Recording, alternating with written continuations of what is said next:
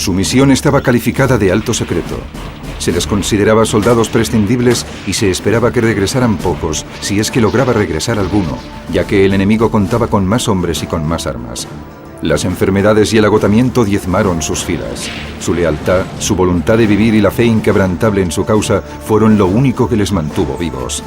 Sus esfuerzos serían heroicos, sus hazañas legendarias. Fueron los merodeadores de Merrill, a continuación en misiones peligrosas.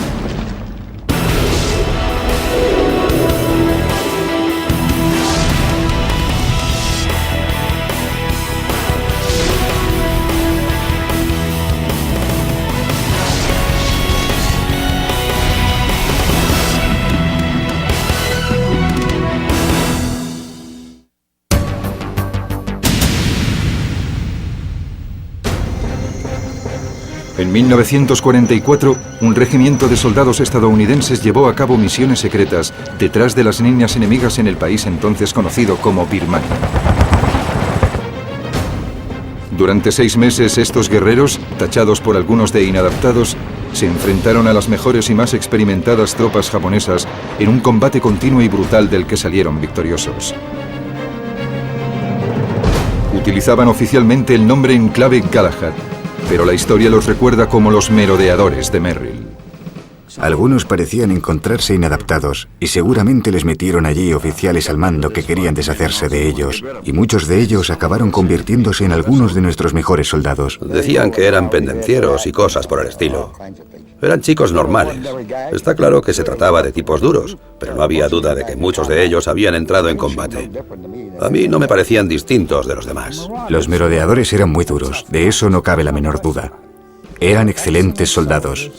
Creo que eran una de las unidades más disciplinadas de todas las que entraron en acción. Actualmente, Birmania es conocida con el nombre de Myanmar. Al inicio de la Segunda Guerra Mundial, se hallaba bajo control británico y se situaba geográficamente entre otros 2 aliados de los Estados Unidos, India al oeste y China al este. En 1942, Japón invadió Birmania.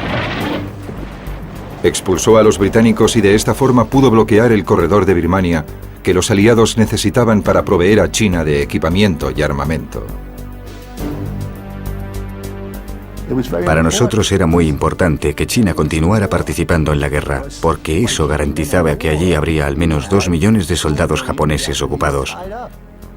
Además, China era considerada como un punto estratégico clave para llevar a cabo futuros ataques aliados contra Japón.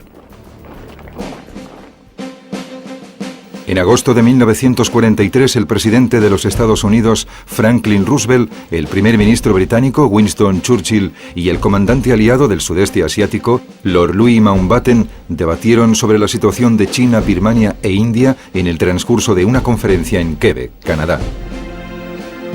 También asistió a ella un brigadier general británico, hombre muy inteligente pero poco ortodoxo, llamado Ord C. Wingate.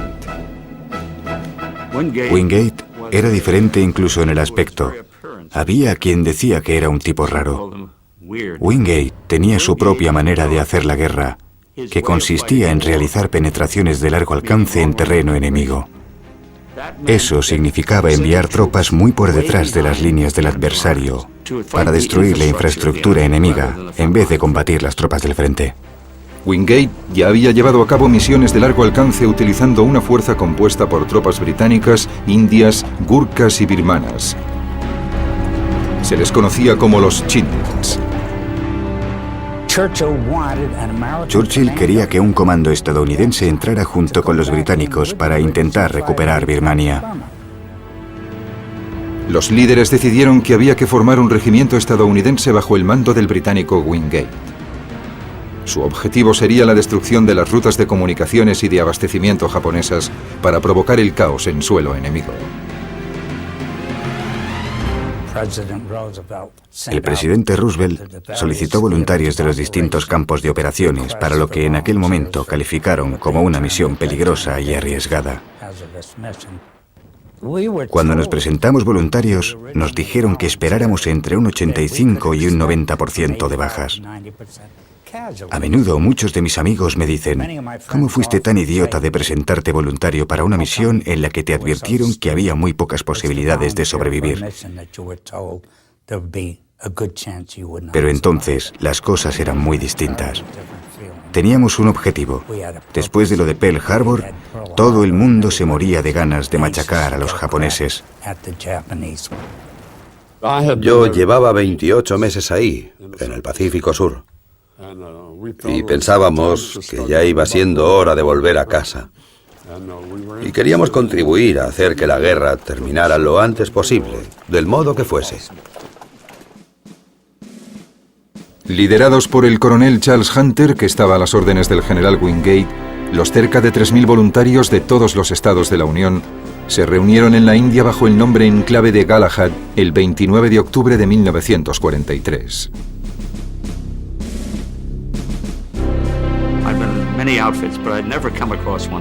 Yo había estado en muchas unidades, pero nunca había visto una en la que se reuniera tal variedad de gente. En una misma unidad tenías intelectuales de Harvard y chicos llegados de las calles de Nueva York. Algunos de ellos eran exconvictos. Había indios Sioux de Dakota que hacían de rastreadores. Había muy buenos soldados del Medio Oeste y del Oeste. Toda esa gente junta formaba una mezcla que a mi entender era incomparable.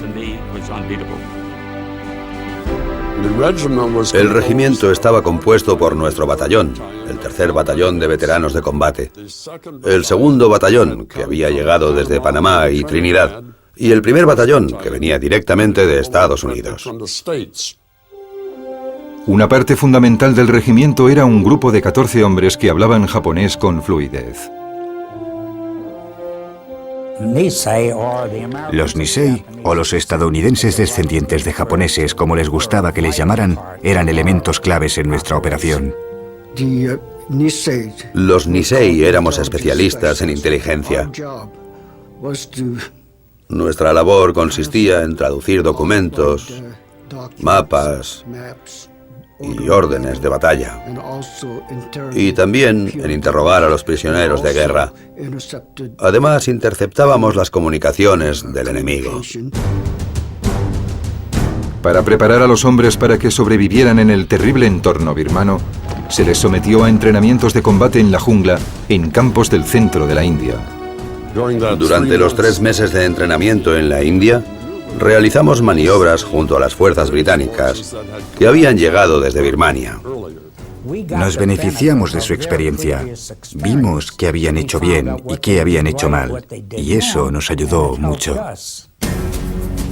A cada batallón se le asignaron 139 caballos y mulas. Como era una operación de penetración de largo alcance, luchábamos detrás de las líneas enemigas y teníamos que trasladar las cosas nosotros mismos. Así que necesitábamos caballos y mulas para cargar con el material más pesado. El resto lo llevábamos a la espalda. Durante los entrenamientos, los regimientos sufrieron el primero de una serie de inesperados cambios de comandante. En ese momento, el general de división estadounidense Joseph W. Stilwell tenía muchos cargos importantes en la zona. Entre estos estaba el de jefe del Estado Mayor del líder chino Chiang Kai-shek. También dirigía todas las tropas chinas en India y Birmania. Cuando Stilwell supo que las tropas estadounidenses estarían bajo el mando de Wingate, dejó muy claro en todos sus informes que era una situación terrible. Se cree que incluso habló con Mountbatten para pedirle que le nombrara comandante de las tropas estadounidenses. Y después del 1 de enero de 1944, Mountbatten decidió de pronto darle el mando a él. En cuanto Stilwell fue nombrado comandante de las tropas, degradó al coronel Hunter a jefe del Estado Mayor y eligió a uno de sus propios hombres para dirigir a los estadounidenses. Un hombre de 40 años licenciado en Hopkinton, Massachusetts. Se llamaba Frank D. Merrill. Merrill era ante todo un militar de despacho. Había sido agente de inteligencia, pero no era un hombre de combate. Nunca había entrado en combate, nunca había dirigido tropas. Así que cuando de repente le pusieron al mando de los merodeadores, todo resultó un poco extraño durante un tiempo. El general Stilwell estaba preparado para arrebatar Birmania a los japoneses. Al general Merrill se le ordenó que debía tener las tropas listas para entrar en acción. Mientras se preparaban, los hombres se daban cuenta de que muchos de ellos no volverían. Corrió el rumor de que algunos pensaban que no conseguiríamos salir de donde quiera que fuéramos, que toda la unidad quedaría destruida. Todos los merodeadores sabíamos que éramos prescindibles. Nadie hablaba de ello, y no porque fuésemos valientes.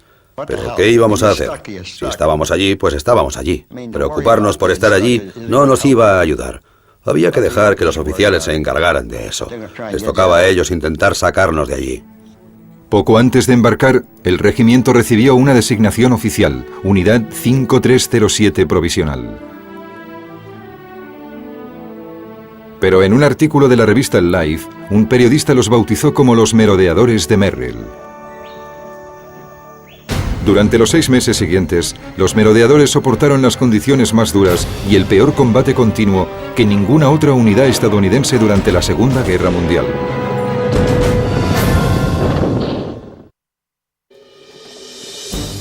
Los merodeadores de Merrill siempre sufrían por falta de información. Al dejar sus campamentos de la India, no sabían cuáles serían sus misiones específicas cuando entraran en Birmania.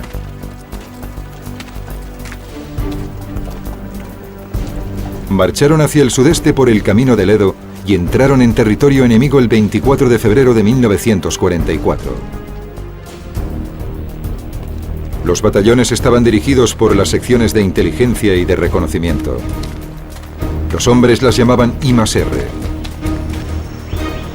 Uno de los soldados más condecorados de la historia militar estadounidense fue un merodeador, líder de una sección I+R llamado Logan Weston.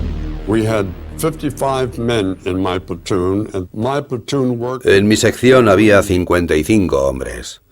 Trabajábamos entre 12 y 24 horas por delante del siguiente batallón. Nuestra misión era reconocer el terreno para que el batallón pudiera avanzar por él y localizar las posiciones enemigas. Si se trataba de una unidad pequeña, la destruíamos. Si era más grande, entablábamos combate con los soldados enemigos hasta que nuestro batallón nos alcanzaba y acababa con ellos. El sargento nacido en Alemania, Werner Katz, era soldado en la sección de Logan Weston. El 25 de febrero de 1944, mientras la sección se abría paso a través de la jungla, Katz descubrió un claro. A poca distancia vio lo que al principio pensó que era un soldado chino. Me acerqué y cuando lo vi me dije, Dios mío, es un japonés. Intentó dispararme, pero yo le acerté antes de que pudiera hacer nada. Debí darle en la cara, y cuando me tiraba al suelo vi una ametralladora a mi izquierda, y enseguida disparó contra mí, y entonces todo pasó como a cámara lenta. Una bala me dio aquí, me rozó la nariz. Weston y otros miembros de la sección devolvieron el fuego y recogieron a Katz. Estaba temblando, asustado, pero tras un tiempo, seas un buen soldado o un mal soldado, te acabas convirtiendo en un fatalista, por lo que te puede pasar. Ves a un tipo perder un brazo o a otro que muere a tu lado, y es muy triste. Te gustaría largarte de ahí, pero sabes que tienes que luchar. Te conviertes en un ser humano diferente, piensas diferente. Werner Katz fue el primer merodeador que mató a un enemigo. La bala que le rozó la nariz también le marcó como el primer merodeador herido. El 28 de febrero, los merodeadores ya se habían internado en territorio enemigo, cuando el general Merrill les informó de que su primera misión tendría lugar en un pueblo llamado Wallabam. No sabíamos cuál era nuestra primera misión. Tras recorrer 150 kilómetros, nos dijeron que teníamos que darnos prisa para alcanzar a los japoneses en la carretera principal que iba al norte de Birmania. La misión que había que llevar a cabo en Wallabam consistía en levantar barricadas para evitar el paso de los japoneses que abastecían a las unidades japonesas del norte en su lucha contra los chinos. Los merodeadores apenas tuvieron tiempo para levantar las barricadas antes de que las unidades de la 18ª División japonesa lanzaran terribles ataques de artillería. Nos dieron una buena paliza. No disponer de artillería fue una gran desventaja porque salvo armas pequeñas no teníamos nada para defendernos. A pesar de su artillería y una fuerza el doble de numerosa, los japoneses sufrieron numerosas bajas. Los japoneses pensaron que luchaban contra soldados chinos. Y cuando atacaban, no se encontraban frente a tropas chinas con fusiles de un solo cartucho. Se encontraban con soldados con armas automáticas. Siempre nos parecía que en el fuego cruzado teníamos ventaja porque éramos mejores tiradores. Nuestro M1 era un fusil de tierra increíble. El Tommy era una semiautomática estupenda. El fusil Bar era muy pesado, pero si el hombre que lo manejaba estaba bien protegido, podía causar mucho daño. Y los hombres que utilizaban el mortero también eran muy buenos. Otra poderosa y singular arma del arsenal de los merodeadores eran los intérpretes Nisei. Mientras montábamos las barricadas en Wallabum, vimos que había un cable que cruzaba las copas de los árboles.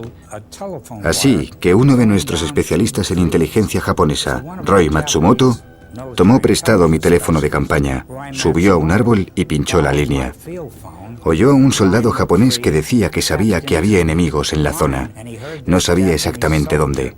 Le dijo al general que estaban vigilando un depósito de municiones y fue lo bastante estúpido para darle las coordenadas del lugar. Así que nos pusimos en contacto con un escuadrón aéreo de cazas P-38 que volaba cerca para apoyarnos y les dijimos dónde estaba el depósito. Llegaron con bombas de 1000 kilos bajo las alas y lo destrozaron totalmente. Mientras la batalla de Wallabam seguía adelante, los suministros de los estadounidenses disminuían a un ritmo alarmante. Nos quedamos sin comida la primera noche y no comimos nada durante 2 o 3 días. Y antes de que terminara la batalla, también nos quedamos sin municiones. Si los japoneses se hubiesen dado cuenta de que a los estadounidenses no nos quedaba munición, la batalla habría sido sin duda completamente diferente. No sé qué habríamos podido hacer porque nos habrían masacrado. Finalmente, después de 3 días y 3 noches de lucha sin tregua, llegaron las fuerzas chinas para apoyar a los merodeadores. Pero para entonces ya se había logrado una victoria sorprendente. Los japoneses se retiraban. Los japoneses habían obtenido una victoria tras otra luchando contra otras tropas. Cuando se enfrentaron a los merodeadores por primera vez en Wallabum, esperaban tener éxito inmediato. En lugar de eso, los merodeadores mataron a centenares de sus hombres. El río se tiñó de rojo con su sangre. Aproximadamente 800 japoneses murieron en Wallabum, por solo 8 estadounidenses. Aún así, 37 resultaron heridos y requerían ser asistidos urgentemente. Sin la atención médica adecuada, muchos de ellos morirían. El general Merrill había dejado claro que no había planes para atender a los soldados heridos, que había que dejarlos al cuidado de los nativos. No había plan de evacuación. Lo que realmente funcionó durante la batalla de Wallabum fue descubrir que en los pequeños aviones Piper Cub, que llegaban para traer mensajes y otras cosas, podíamos meter a un herido en cada avión. Aterrizaban en cualquier sitio. Aterrizaban en diminutos campos de arroz. No creo que les preocupara que la pista no fuese lo bastante larga. Los vi en barcos de arena junto al río. No tenían miedo a nada. Hicieron una labor maravillosa. De hecho, en ocasiones sufrieron accidentes y perdimos a un par de pilotos. Pero nunca tuvimos que abandonar a un hombre herido. La victoria en Wallabum subió la moral de los merodeadores. No solo habían vencido a un enemigo mucho más numeroso, sino que también habían destruido el mito que decía que la 18ª división japonesa era invencible. Muchos merodeadores mal informados creyeron que ese éxito significaría el regreso a casa. Muchos hombres creían que participarían en una batalla importante y que luego les relevarían. Pero solo eran ilusiones, porque Stilwell no pensaba eso, y no creo que Merrill o Hunter lo pensasen tampoco. Después de 3 días de descanso, el 12 de marzo de 1944, la Unidad 5307 recibió órdenes para su segunda misión. Esta empezaría con otra victoria, pero acabaría con el segundo batallón luchando por su vida en la cima de una montaña a la que los merodeadores llamaron la Colina de los Gusanos.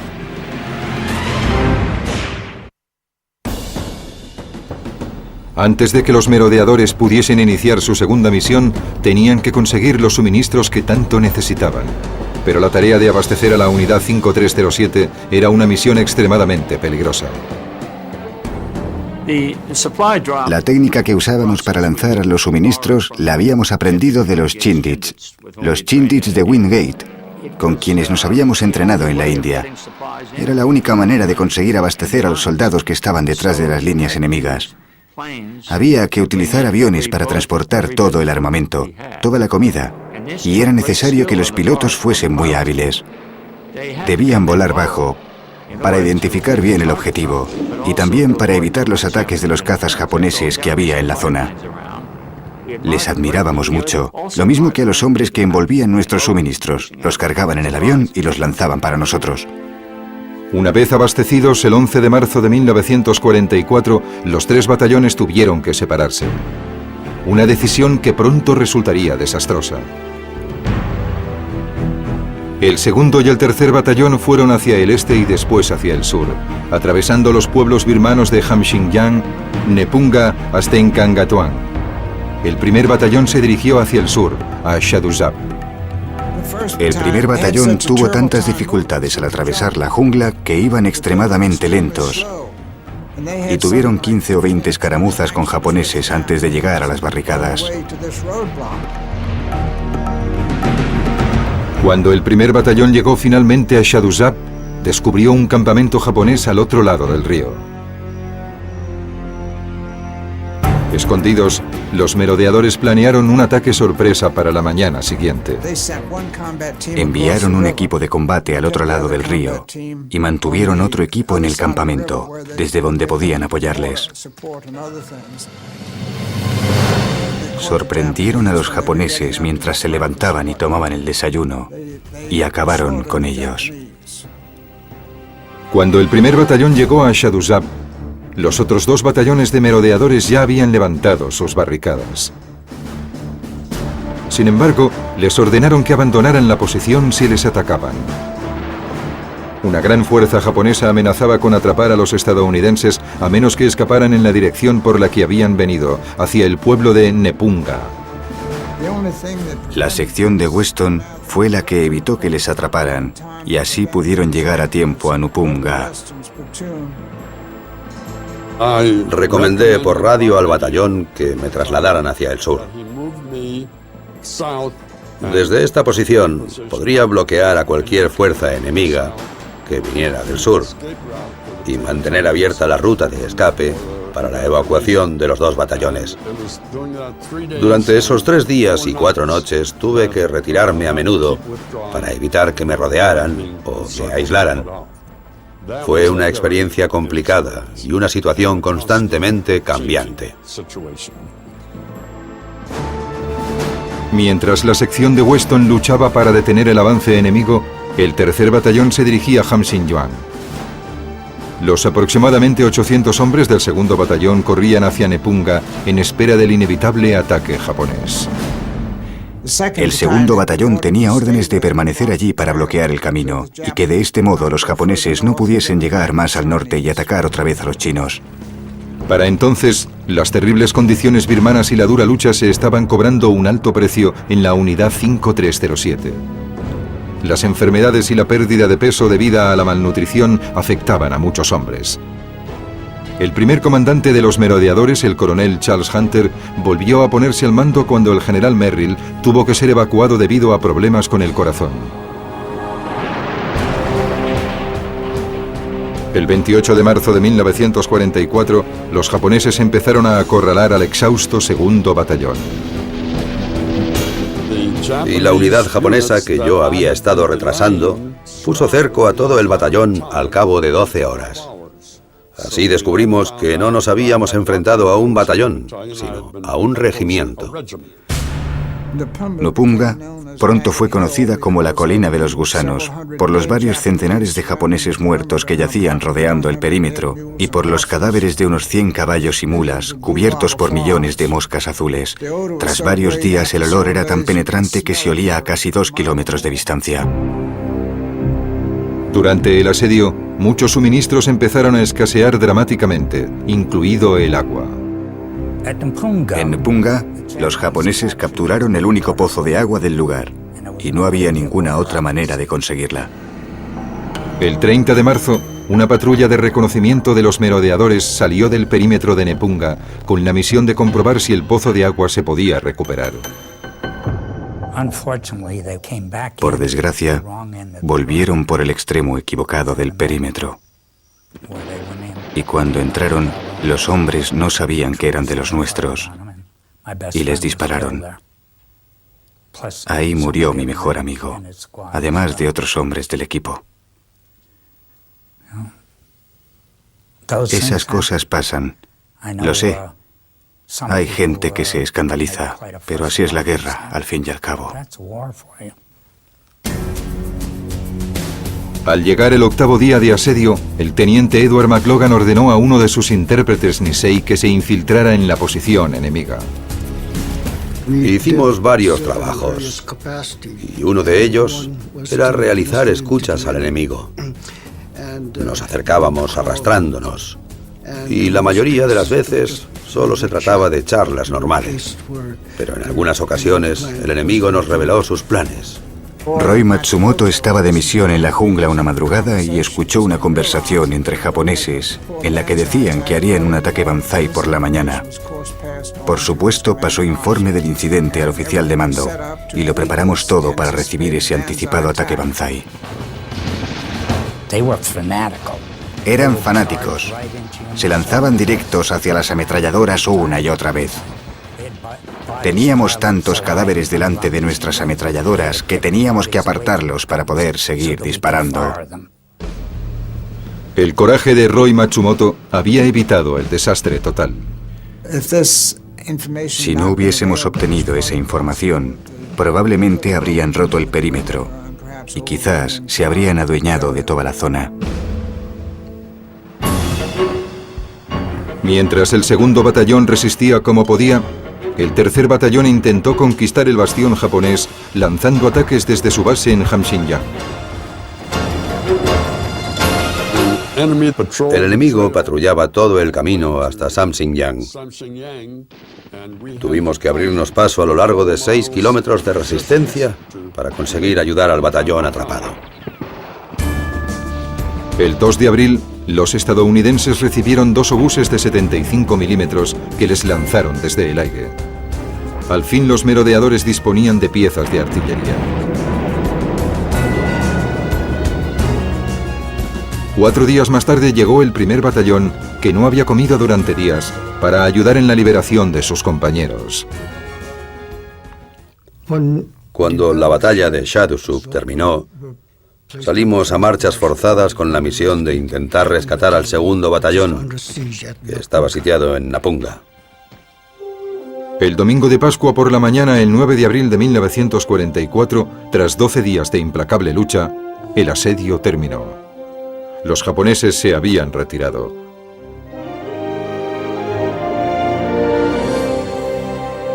Cuando finalizó la batalla de Nepunga, las bajas y las enfermedades habían reducido a los merodeadores a 1.400 hombres, la mitad de la fuerza original. Las tropas estaban tan agotadas que el mando determinó que la unidad 5307 no podía seguir así.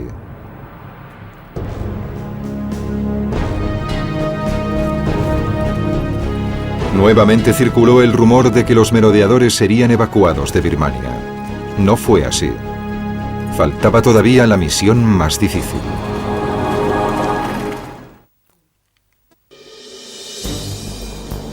El 17 de abril de 1944, el general Joseph Stilwell y el general Frank Merrill, recuperado de su infarto y nuevamente al mando de los merodeadores, se reunieron para planear la tercera misión.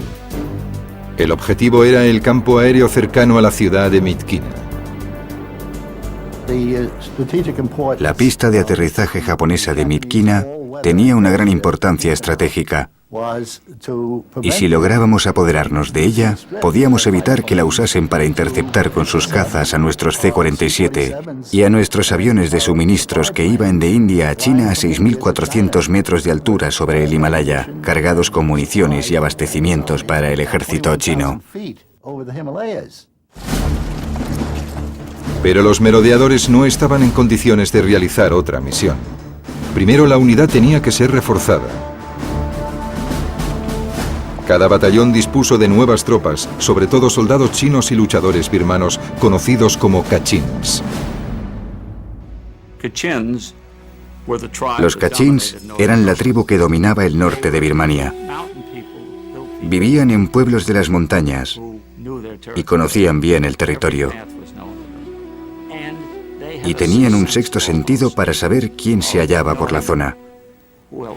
Te decían que los japoneses se acercaban al siguiente pueblo antes de que nadie los viera. Fue una suerte que estuvieran de nuestro lado. Odiaban a los japoneses. Los merodeadores se esforzaron para tener buena relación con sus aliados nativos. Aquí, en un momento de descanso que eran poco habituales, el general Merrill y otros merodeadores bailan con los Kachins. Después de reorganizarse, los merodeadores estaban preparados. En un esfuerzo por levantar la bajísima moral de las tropas, Stilwell y Merrill prometieron a los hombres que les sacarían de Birmania en cuanto capturaran el campo aéreo de Myitkyina. Para llegar a Myitkyina a 105 kilómetros de distancia, los merodeadores tenían que cruzar las montañas conocidas como los Montes Kumon. Cruzar ese camino de montaña fue una tarea extremadamente dura y difícil. El día que emprendimos la marcha empezaban los monzones. Caían unos 5.000 milímetros de lluvia al año en el norte de Birmania. Bueno, los monzones eran como telones de agua que caían. Intentar caminar bajo ellos era tarea casi imposible. Los encargados de las mulas siempre tenían problemas con los animales. Y cuando llegaron los monzones, las mulas resbalaban y caían. Y algunas murieron despeñadas con nuestros suministros sujetos en sus lomos. Durante el viaje hacia Myitkyina, los merodeadores se enfrentaron a un nuevo enemigo mortal. El tifus o la fiebre Shichimiguchi era el enemigo más peligroso. Y no supimos que existía hasta que cruzamos la montaña de camino a nuestra tercera misión. Era un paso de montaña de 2.000 metros y recibimos un mensaje de radio que nos comunicó que habíamos contraído esa enfermedad. Lo que ocurría es que rápidamente la fiebre llegaba hasta los 40 grados. Si no evacuábamos inmediatamente a los afectados, todos ellos morirían. Más de 40 miembros de los merodeadores de Merrill murieron de tifus. Para empeorar las cosas, la capacidad de luchar contra la enfermedad se veía muy mermada por la dieta de los merodeadores. El tema de la comida era increíble y horrible. Únicamente teníamos raciones K, que parecían ladrillos. Las raciones K eran en principio solo para casos de emergencia. En realidad, eran para los pilotos derribados que tenían que sobrevivir 2 o 3 días antes de que los rescataran. No estaban pensadas para hombres que cargaban pesadas mochilas y que llevaban 3 meses luchando. Algunos de los hombres perdieron 15, 20, 30 o incluso 35 kilos. Pero no podíamos hacer nada, teníamos que seguir adelante. Tenías que seguir el ritmo de las tropas o te dejaban atrás. Intentábamos ayudarnos los unos a los otros de vez en cuando, especialmente cuando teníamos que subir tramos empinados. Fue una situación muy difícil. Las terribles condiciones en las que se encontraban los merodeadores empeoraron aún más debido a un parásito que se enganchaba a la piel de los hombres. Durante la última parte del viaje a través de los montes Kumon, sufrimos el ataque de miles de sanguijuelas. Nos chupaban la sangre. Medían unos 6 centímetros. Te sacaban un montón de sangre y después te soltaban. 10 días después de haber emprendido la marcha, se enfrentaron al enemigo. Se libraron importantes batallas alrededor de los pueblos de Ripton y Tinkrukan. Estos combates sirvieron para desviar la atención de los japoneses y permitieron al batallón del coronel Hunter entrar sin ser descubierto en Myitkyina. El 17 de mayo, un ataque muy bien planeado sorprendió totalmente a los japoneses. A mediodía, el campo aéreo estaba en manos de los merodeadores. Stilwell y Merrill estaban eufóricos. Parecía que la campaña había terminado para los merodeadores. Les habían prometido que les evacuarían en masa en cuanto tomaran el campo aéreo y que los chinos se ocuparían de todo y terminarían la batalla. Por desgracia, los generales todavía no estaban preparados para sacar provecho del repentino éxito de los merodeadores.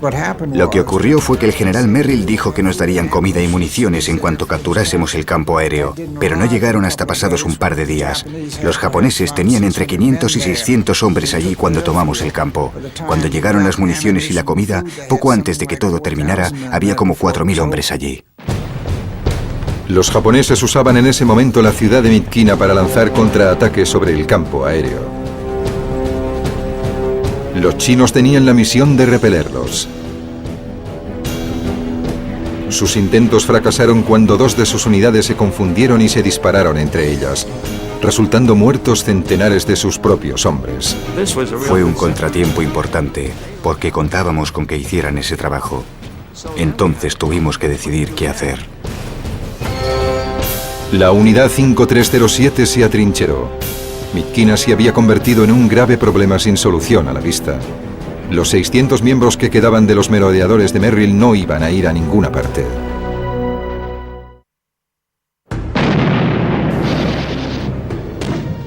La situación de Myitkyina empeoró. Los merodeadores de Merrill no estaban físicamente preparados para el combate. Al mismo tiempo, el general Stilwell tenía problemas políticos. Le podían acusar de favoritismo si sacaba a los estadounidenses de allí, mientras que los chinos y los británicos recién llegados proseguían la lucha. Para complicar aún más las cosas, Stilwell no podía contar con sus propios aliados cuando más los necesitaba. Los merodeadores admiraban mucho el valor y la contribución de los soldados chinos, pero los líderes chinos los retenían constantemente. Los problemas de Stilwell eran enormes, porque Chiang Kai-shek no quería que sus tropas luchasen. Siempre estaba en contacto por radio con sus oficiales. Estos aceptaban solo las órdenes de Chiang Kai-shek y rechazaban las del general Stilwell. A finales de mayo, a pesar de todos sus esfuerzos, Stilwell no podía contener el flujo de merodeadores enfermos y exhaustos que eran evacuados de Birmania. El coronel Charles Hunter volvió a ponerse al mando de los estadounidenses en un momento de crisis al sufrir el general Merrill un segundo infarto. Hunter fue finalmente capaz, en unas circunstancias en las que cualquier otro habría fracasado, de mantener unido lo que quedaba de los merodeadores y conseguir que siguieran luchando. Lo hizo demostrando que apreciaba a esos hombres. Les respetaba y odiaba hacer lo que hizo, pero al fin y al cabo todos estábamos juntos en eso. El coronel Hunter estaba seguro de que sus hombres podían resistir en la base aérea, pero el alto mando no estaba de acuerdo. Creía que la base corría el peligro inminente de que los japoneses volvieran a apoderarse de ella, salvo que se encontraran tropas de reemplazo. Cuando empezaron los problemas en Myitkyina, muchos de los merodeadores llevaban meses en el hospital. Y a alguien se le ocurrió la brillante idea de llevar a algunos de esos tipos al frente como reemplazos. Y esa es la razón por la que todos esos hombres enfermos y heridos regresaran. Era totalmente innecesario, según el coronel Hunter. Algunos creen que un miembro del personal de Stilwell interpretó mal sus órdenes. En todo caso, el incidente fomentó la antipatía hacia el general entre muchos de los merodeadores.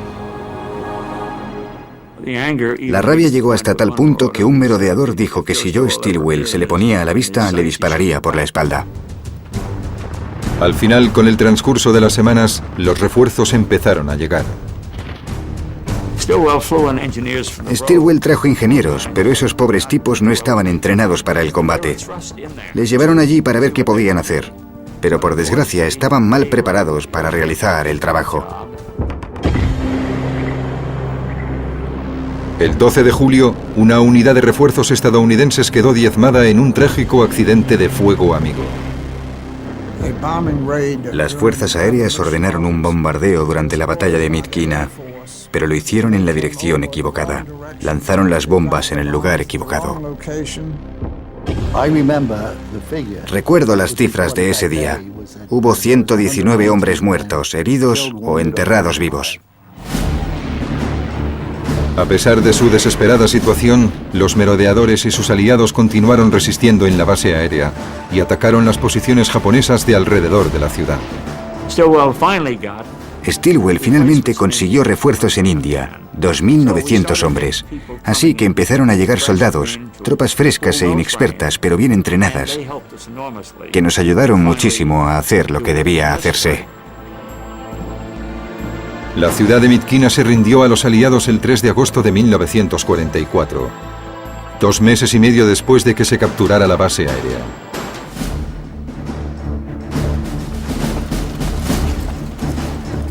De los casi 2.700 merodeadores que entraron en Birmania, solo quedaban 200 cuando 7 días después la unidad 5307 se unió a la 475 de infantería y los merodeadores de Merrill se convirtieron en historia.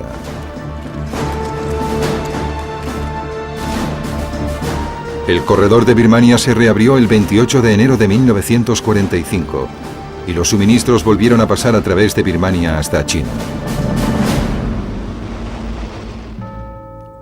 La campaña había terminado, pero la experiencia birmana nunca abandonó los corazones y las mentes de los merodeadores de Merrill. Recuerdo a los maravillosos voluntarios. Queríamos luchar, queríamos terminar la guerra. Y ellos hicieron lo imposible por conseguirlo. Muchos de ellos murieron de pie. Deberíamos recordarlos como un valiente grupo de hombres maravillosos. Años después, el coronel Hunter describió a los merodeadores de Merrill como la unidad del tamaño de un regimiento más castigada y menos reconocida de la Segunda Guerra Mundial. A pesar de esa sombría afirmación, la historia no ha olvidado a la unidad 5307. Los merodeadores fueron únicos en la historia militar. Una fuerza organizada para una peligrosa misión, sin ninguno de los apoyos habituales. Y lucharon hasta el final, con grandes dosis de resistencia y fuerza, y sin apenas recursos. Algo increíble en la tradición militar. En 1966 los merodeadores recibieron una mención presidencial por su heroísmo. La unidad 5307 fue condecorada individualmente con una estrella de bronce por servicios heroicos o meritorios. Ofrecerme voluntario fue lo mejor que he hecho nunca. Luchamos en una campaña muy dura. Fuimos buenos soldados y trajimos la gloria. Aunque el nombre 5307 se retiró, el legado de los merodeadores sigue vivo en el ejército estadounidense. Estamos muy orgullosos de que los Rangers de hoy en día desciendan de nuestras experiencias de batalla en Birmania. El único regimiento de Rangers existente, el 75, lleva los colores de los merodeadores y su insignia en el hombro. Puede ser que los merodeadores de Merrill sirvan de modelo para las guerras del futuro. Una dimensión de la lucha que se necesita tanto en el mundo de hoy como en el de mañana.